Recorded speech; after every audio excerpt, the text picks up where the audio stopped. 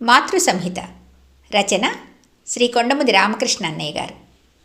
వ్యాసం 205. సృష్టిలో మార్పుండదు, దృష్టినే మనం మార్చుకోవాలి.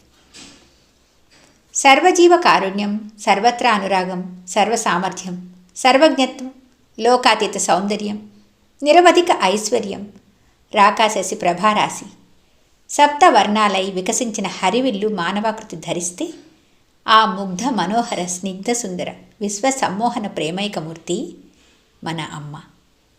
అమ్మ కన్నెత్తి చూస్తే ఆశీస్సుల వర్షం, అమ్మ పెదవి కదిపితే వాత్సల్యామృతధార, అమ్మ స్పర్శలో సంజీవనులు, అమ్మ పాదాల్లో పరుసవేదులు, అమ్మ హస్తాల్లో అభయముద్ర, అమ్మ హృదయం క్షీరాబ్ది,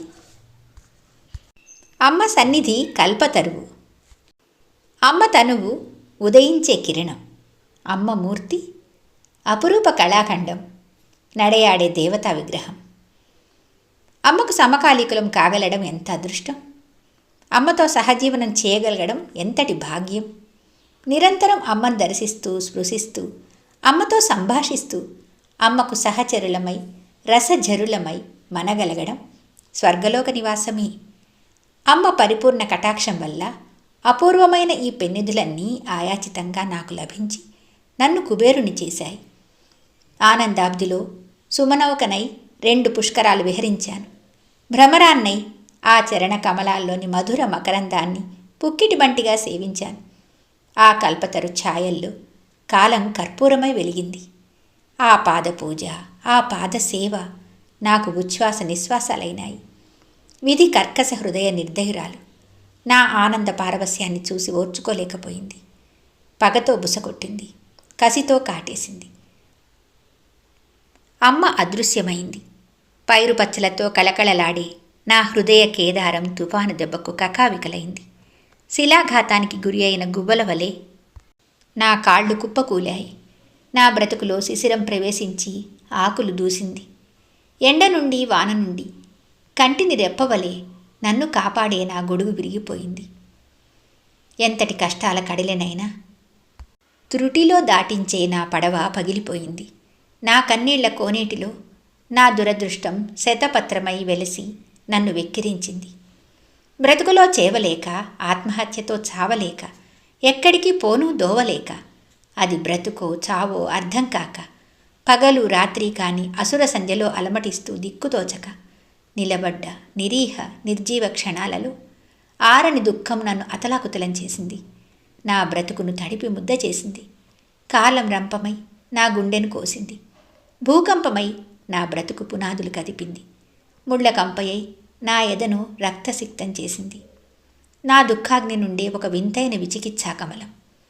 అమ్మంటే శరీరమా, శరీరాంతర్గతమైన శక్తా?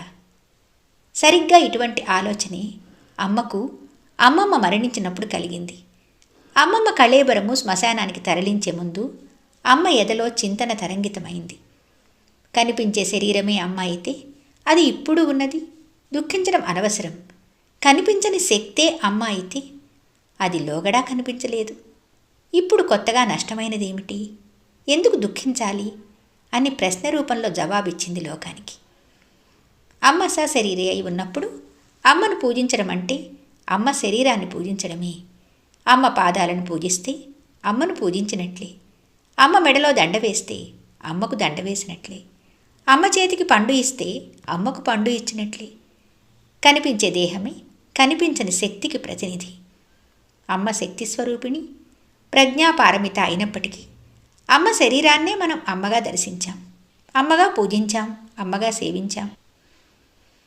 అనేక పర్యాయాలు అమ్మ అన్నపూర్ణాలయాన్ని తన గుండెగా అభివర్ణించడం మనకు తెలుసు. అమ్మ కరుణామయ హృదయం నుండి ఉద్భవించిన అమ్మ సంస్థ తనకు ప్రతిరూపమేనని అమ్మ ప్రవచించడం మనకు తెలుసు. బిడ్డలమైన మనలను ప్రేమించడానికి, ఆదరించడానికి, అనుగ్రహించడానికి, ఉద్ధరించడానికి అమ్మ ఈ సంస్థని తన అవయవాలుగా, ఉపకరణాలుగా ఉపయోగించుకున్న సత్యం మనకు సువిదితమే. అమ్మ శరీరాన్ని పరిత్యజించే ముందు ఈ శరీరాన్ని నేను వదిలేసినా నా కార్యక్రమము ఆగిపోదు. మీ నా సంబంధాలు మామూలుగానే ఉంటాయి. అని సుస్పష్టంగా నిర్ద్వంద్వంగా ప్రకటించిందమ్మ. ఈ సంస్థ ద్వారానే అమ్మ తన సమస్త కార్యక్రమాన్ని నిర్వహిస్తూ తన దివ్య ప్రణాళికను కొనసాగిస్తూ తన ఆశలకు ఆశయాలకు రూపకల్పన జరుపుతున్న విషయం మనకు ప్రత్యక్ష అనుభవమే. శరీరం ఉన్నప్పుడు తన శరీరం తనకు ప్రతినిధి అయినట్లే ప్రస్తుతం అమ్మ సంస్థే తనకు ప్రతినిధి.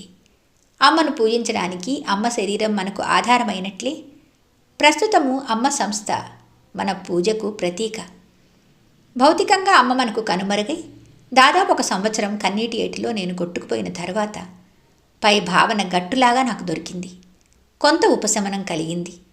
ఆలోచించగా ఈ సంస్థే సర్వాంగ సుందరమైన అమ్మగా, సర్వాభరణ భూషితమైన అమ్మగా, కరుణామయిగా, భగవతిగా నాకు సాక్షాత్కరించింది.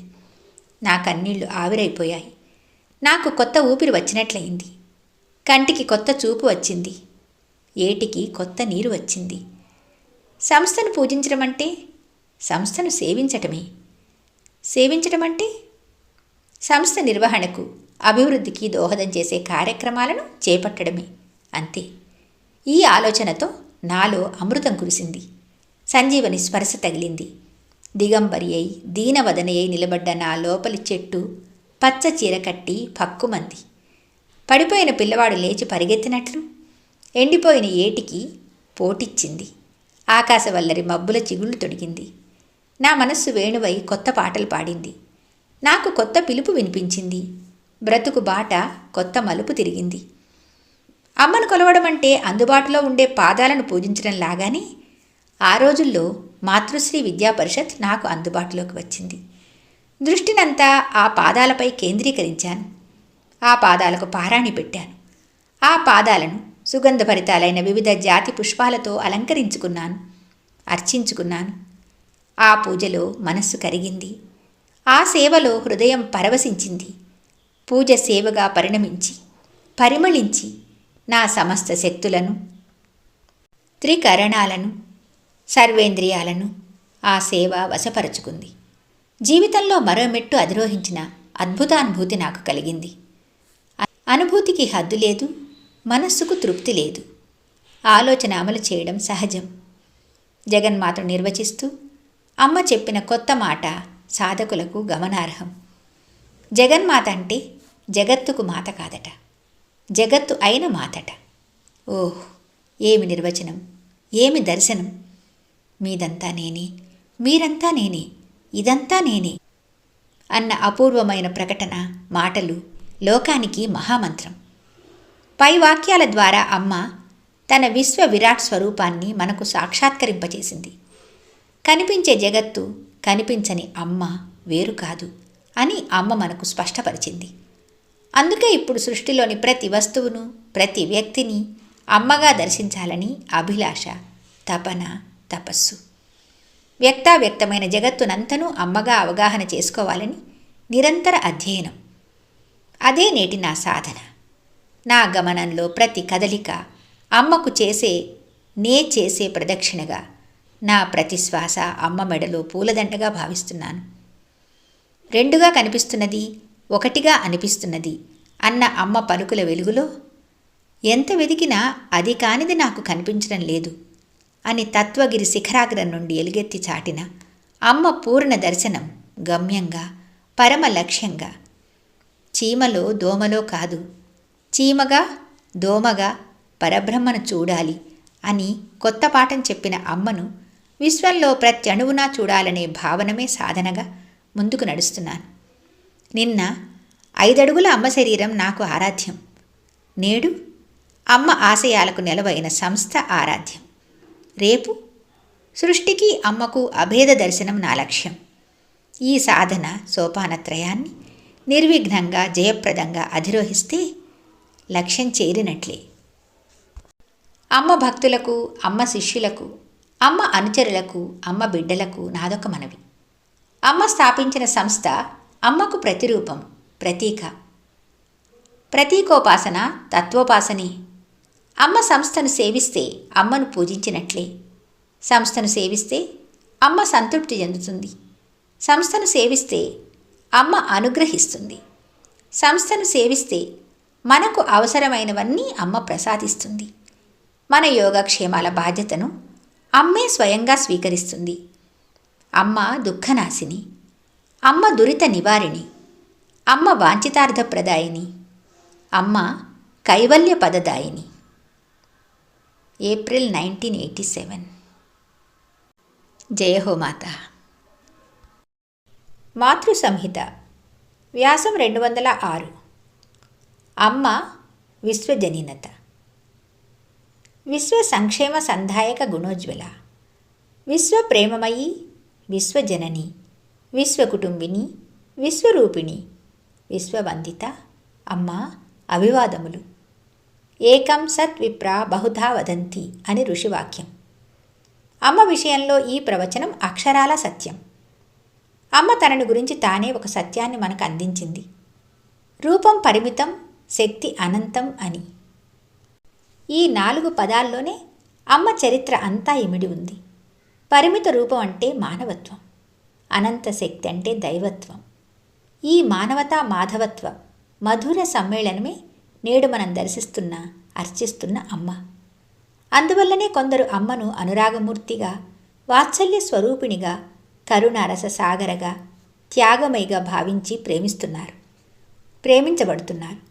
వాత్సల్యామృత పానం చేస్తున్నారు, కరుణారస సాగరంలో స్నానం చేస్తున్నారు, ఆనందిస్తున్నారు. కొందరు జ్ఞానిగా, గురువుగా సంభావన చేసి సమాశ్రయిస్తున్నారు. వారు అమ్మ నుండి జ్ఞానభిక్షను పొందుతున్నారు.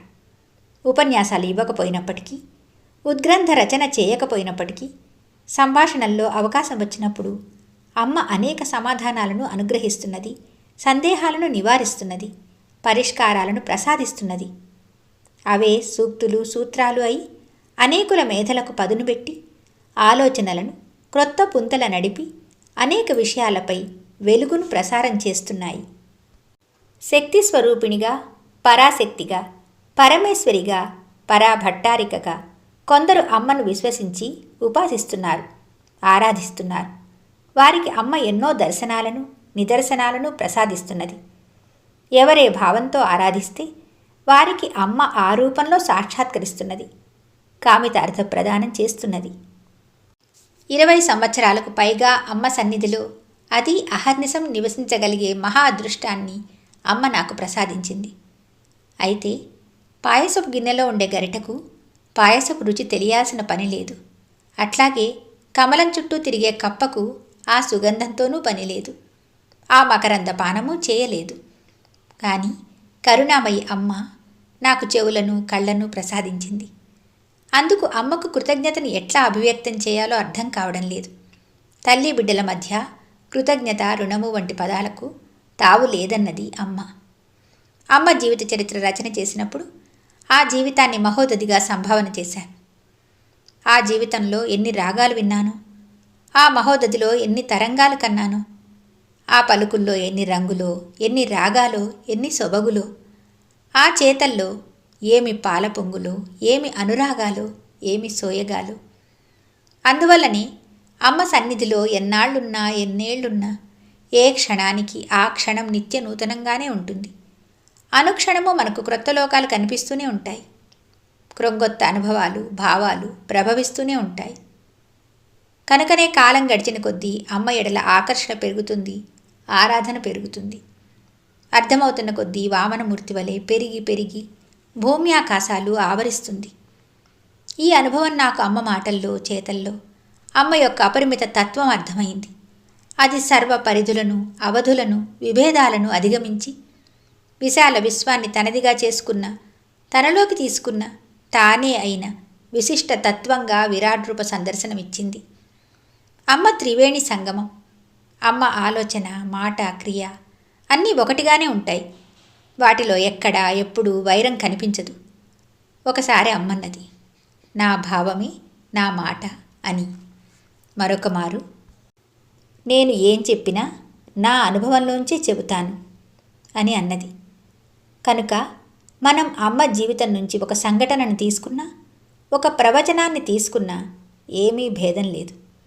చెరకుగడను ఎక్కడ కొరికినా తీయగానే ఉన్నట్లు, పాలకుండలో నుండి ఏ ఒక చెంచా పాలు తాగినా ఒకే రుచి ఉన్నట్లు, సముద్రంలో ఏ రేవులో స్నానం చేసినా ఒకే ఫలితమైనట్లు అమ్మ పలుకులు చేతలు ఏది ఎప్పుడు ఎక్కడ మనకందినా అది అమ్మ తత్వాన్నే మనకు అందిస్తుంది. అతి బాల్యంలోనే అమ్మ అపారతత్వం మనకు అర్థమవుతున్నది. అమ్మకు 4వ సంవత్సరంలోనే నీవెవరమ్మాయివి అని ఒకరు అడిగారు. ఎప్పుడు ఎవరి దగ్గర ఉంటే వారి అమ్మాయిని అని చెప్పిన జవాబులో అమ్మ సర్వ సంబంధాలకు అతీతయై అత్యున్నతంగా ఎదిగిపోయింది. ఆ సమాధానం ఆనాడు వారినే కాక నేటికీ మనలందరినీ సంభ్రమాశ్చర్యాల్లో ముంచెత్తుతుంది. మరి ఈనాటికి అమ్మ ఎవరికని? నీకా నాకా? చిన్నతనం నుండి అమ్మకు కులభేదం గుణభేదం లేదు. అమ్మ 5వ సంవత్సరంలో తెనాలిలో ఉన్నది. ఆనాడు అమ్మకు జ్వరంగా కూడా ఉన్నది. తాతగారి వాకిట్లో ఇతర బంధువులతో పాటు కూర్చున్నది.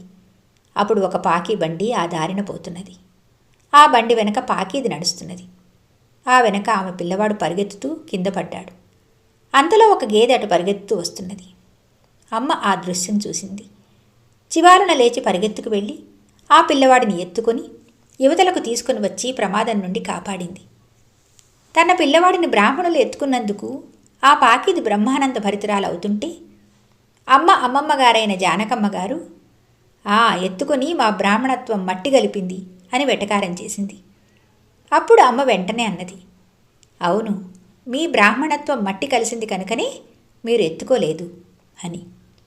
ఆ సమయంలో అక్కడనే ఉన్న వారి నౌకరు అంకాలు అమ్మ ఒకనాడు ఇడ్లీ తింటూ తనకు నోట్లో పెట్టిన సంఘటన వివరిస్తూ, అమ్మాయి గోరికి కులం పట్టింపు లేదండి అన్నాడు. అప్పుడు అమ్మ అన్నది, కులభేదం లేదు కనుక నీకు ఇడ్లీ పెట్టానంటున్నావు. గుణభేదమే ఉంటే వీళ్ళ ఇంట్లోనే ఉండేదాన్ని కాదు అంది. శుక్ల శోణితాలకేది కులమో అదే నా కులం అన్నదమ్మ. గుణభేదమే లేని నాకు కులభేదమేమిటి అని మరొక మారు ప్రశ్నించింది. గుణభేదమే నాకుంటే మీలో ఒక్కరూ 7వ మైలు దాటి రాలేరు అన్నది ఇంకొకసారి. ఇప్పటికీ మనందరం ఇంత చొరవుగా ఇంత చనువుగా అమ్మ ఒడి చేరుతున్నామంటే అమ్మలోని ఈ ఔదార్యమే. ఒకరు మీరు హిందూ సంప్రదాయాన్ని పాటిస్తారా అని అడిగితే, ఒకటంటూ నేను ఏదీ పాటించను నాన్న అని చెప్పింది అమ్మ. సర్వసమ్మతమే నా మతం అన్నది. మరొకసారి క్రైస్తవ మతం నా మతం కాకపోతే కదా అన్నది. చర్చిలంటే ఇష్టం లేదు, కానీ చర్చి అంటే ఇష్టమే అన్నది మరొకసారి. ఈ వాక్యం అమ్మ పదప్రీతిని తెలియజేయడమే కాదు, అమ్మ హృదయానికి ప్రతిబింబం కూడా. అమ్మ పర్యటనల్లో చర్చిలకు వెళ్ళింది. నేడు క్రైస్తవులెందరో అమ్మను ఆరాధిస్తున్నారు. అమ్మ సన్నిధిలో క్రైస్తవులున్నారు. అమ్మ చిన్నతనంలో చిదంబరరావు తాతగారింట్లో పనిచేసే నల్లి అమ్మలో మరియాను చూసింది. 1962లో అమ్మ బాపట్లలో కుష్టు ఆసుపత్రికి వెళ్ళినప్పుడు అక్కడి కుష్టువారికి పరిచర్యలు చేస్తుండగా, అమ్మా నీవు క్రీస్తువా, క్రీస్తుని కన్న మేరీవా అని ఒక క్రైస్తవ స్త్రీ అమ్మని అడిగింది. అమ్మ సన్నిధిలో ప్రతి సంవత్సరం క్రిస్మస్ పండుగ జరుగుతుంది. జనవరి 1న మంచి ఉత్సవం జరుగుతుంది. ఒకరు, మనకు ఈ జనవరి పండుగ ఏమిటమ్మా అని అడిగారు. అప్పుడు అమ్మ, ఎందుకు ఈ పండగ అంటారేమిటి? నిద్ర లేచిన దగ్గర నుండి మనం తారీఖులు చూసుకోవడం లేదు, తిథులు చూస్తున్నామా? నిమిషాలు గంటలు వాడుకుంటున్నాం కానీ ఘడియలు విఘడియలు వాడుకుంటున్నామా అని మందలిచ్చింది. అమ్మ జీవిత చరిత్రలో ముస్లింలకు ఎంతో ప్రాధాన్యం ఉంది. అమ్మ చిన్నతనంలోనే మస్తాను, రహీ, మౌలాలి అన్న ముస్లింలు అమ్మ వాత్సల్యాన్ని అనుభవించిన అదృష్టవంతులు. అమ్మ పర్యటనలో మసీదులను కూడా దర్శించింది. గుడివాడలో ఒక ముస్లిం అమ్మకు సలాం చేయగా అక్కడి కార్యకర్తలు అమ్మకు ఇతను ముసల్మాను అని పరిచయం చేశారు. అమ్మ వెంటనే నేను ముసలమ్మనేలే అని నవ్వుతూ అతడిపై వాత్సల్యామృతం కురిపించింది. ఒకసారి ఒక సోదరుడు ముస్లింలను పరిహాసం చేస్తూ, వాళ్ళు మక్కా నుండి ఒక రాయి తీసుకువచ్చి ఈ దేశంలో మసీదు కట్టుకొని దానికి మక్కా మసీదు అని పేరు పెట్టుకుంటారు అన్నాడు. అమ్మ వెంటనే అతన్ని వారిస్తూ, వాళ్ల నుండి నీవు నేర్చుకోవలసిందున్నది. మక్కా నుండి తెచ్చిన రాయికి కూడా వాళ్ళు అంత విలువనిస్తున్నారు అన్నది. ఎందరో ముస్లింలు అమ్మ దర్శనం చేసుకుంటారు. అమ్మ స్వర్ణోత్సవాల్లో ఎందరో ముస్లింలు సంతోషంగా ఆ ఉత్సవాల్లో పాల్గొని భోజనం చేయడమే కాక వడ్డనలో కూడా పాల్గొని ఆనందించారు. అమ్మ ఒక సందర్భంలో అన్నది. ఆచరించేవాడికి బైబిలు, ఖురాన్, గీత ఏదైనా ఒకటే అని. అమ్మ తాను ప్రత్యేకంగా ఏ మత సంప్రదాయము పాటించకపోయినప్పటికీ అన్ని మతాలను అంగీకరిస్తుంది. అన్ని సాధనా మార్గాలను సమ్మతిస్తుంది. ఎవరికి ఏది ఇష్టమో దానినే అనుసరించవచ్చును అంటుంది. ఒకటి మంచి, మరొకటి చెడు అనదు. ఎవరికే మతంలో విశ్వాసం ఉంటే ఆ మతమే మంచిది అంటుందమ్మ. విశ్వాసమే దైవం అన్న అమ్మ వాక్యం అన్ని మతాలకు, అన్ని కులాలకు వర్తిస్తుంది.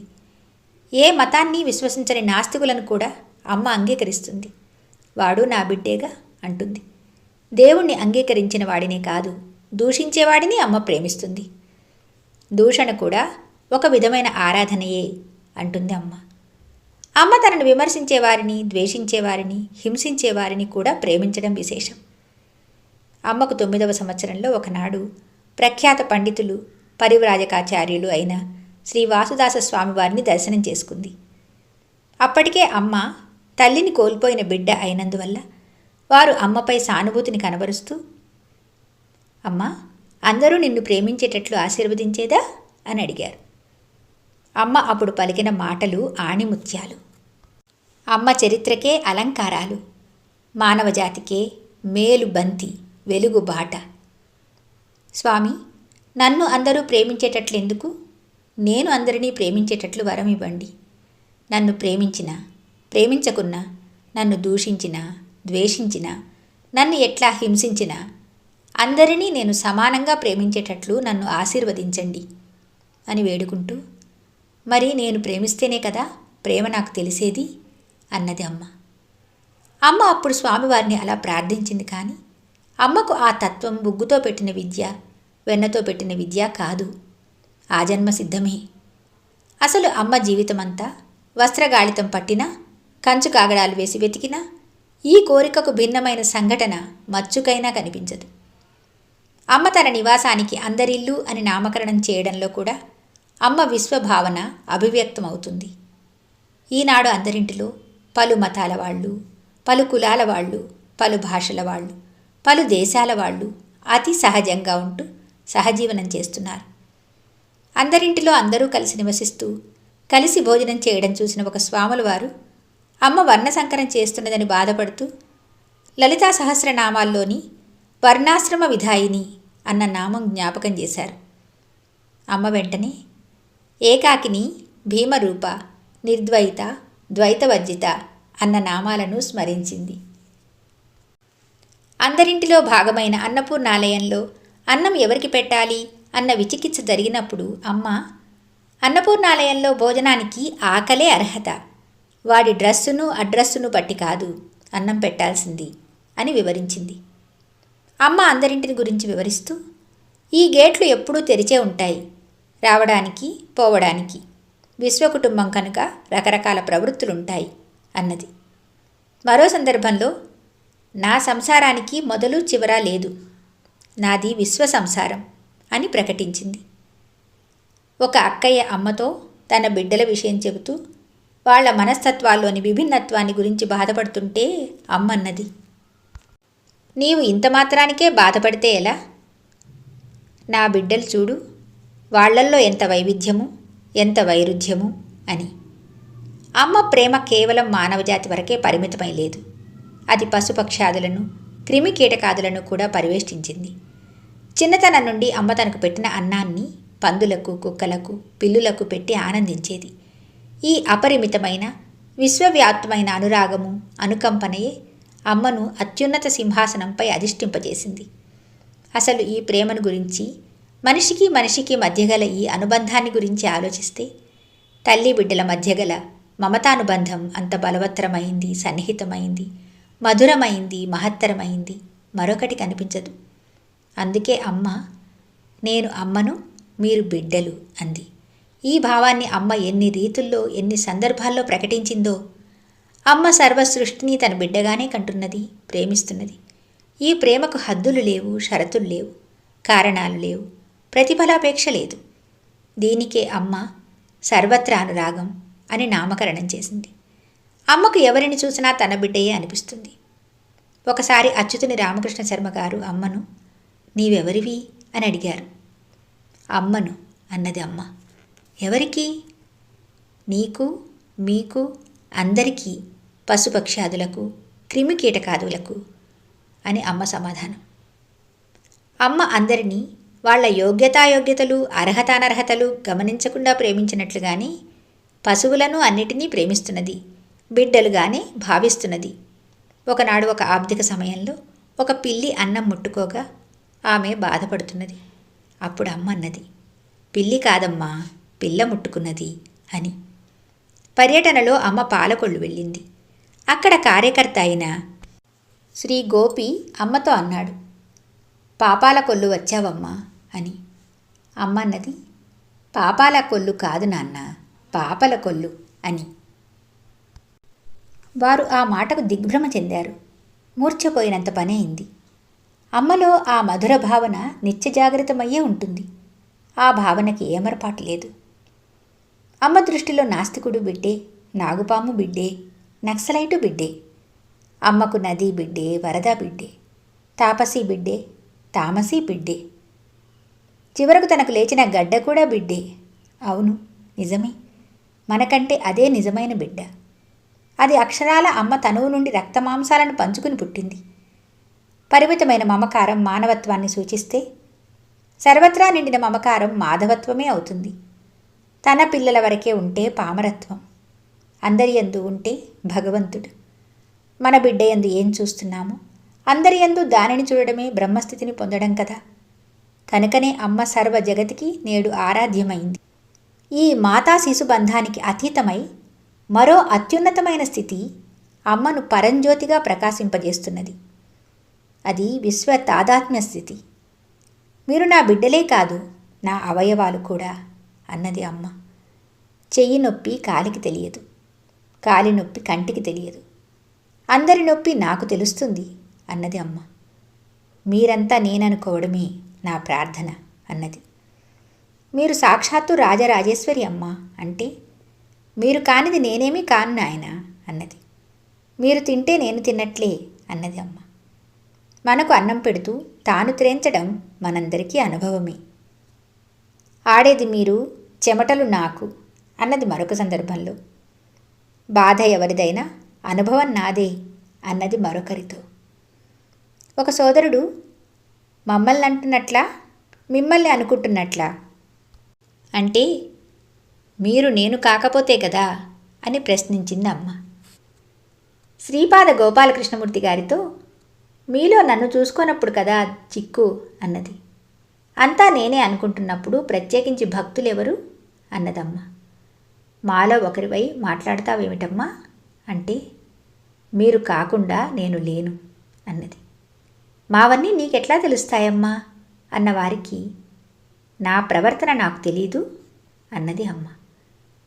మేము మాట్లాడుతున్నది నీకెట్లా వినిపించింది అని అడిగిన వారికి మీరు మాట్లాడుకునేది మీకు వినపడడం లేదు, అట్లాగే అన్నీ వినపడతాయి, అన్నీ కనపడతాయి అన్నది అమ్మ సమాధానం.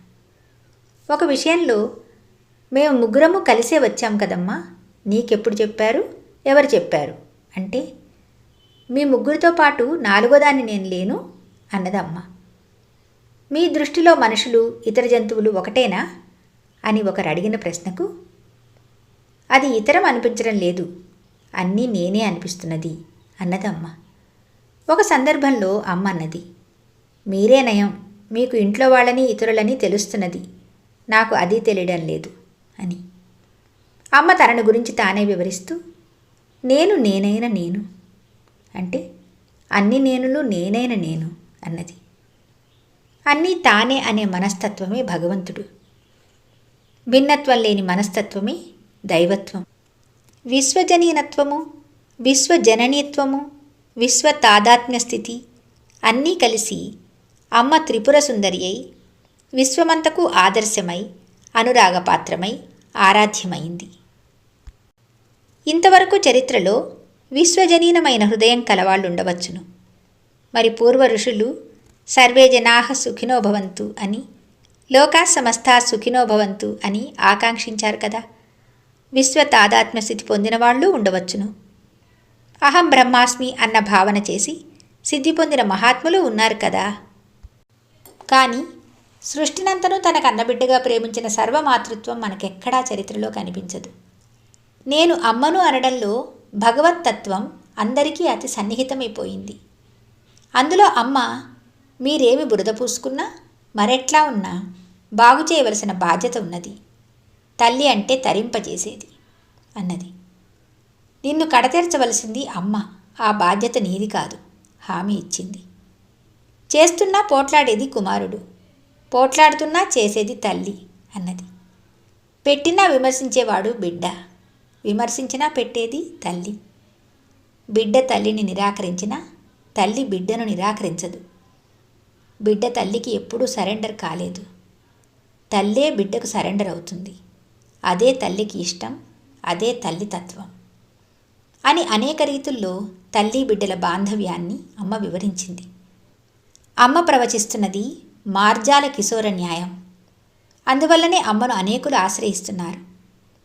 అమ్మ మాత్రం నా ఒడి విడిచి ఎవరూ లేరు, అందరూ నా ఒడిలోనే ఉన్నారు అని చెబుతూ అందరికీ సుగతేనని నిర్నిబంధంగా ప్రకటిస్తున్న పరమోదార అయిన అమ్మ ఈ మహీతలంపై మసలే కాలంలో మనగలుగుతున్న మనందరము ఎంతో అదృష్టవంతులమని నా విశ్వాసం. మనకి అదృష్టాన్ని అనుగ్రహించిన అమ్మకు మరోసారి మనసారా ప్రణతులు అర్పిస్తున్నాను. మే 1987. జయ హో మాతా.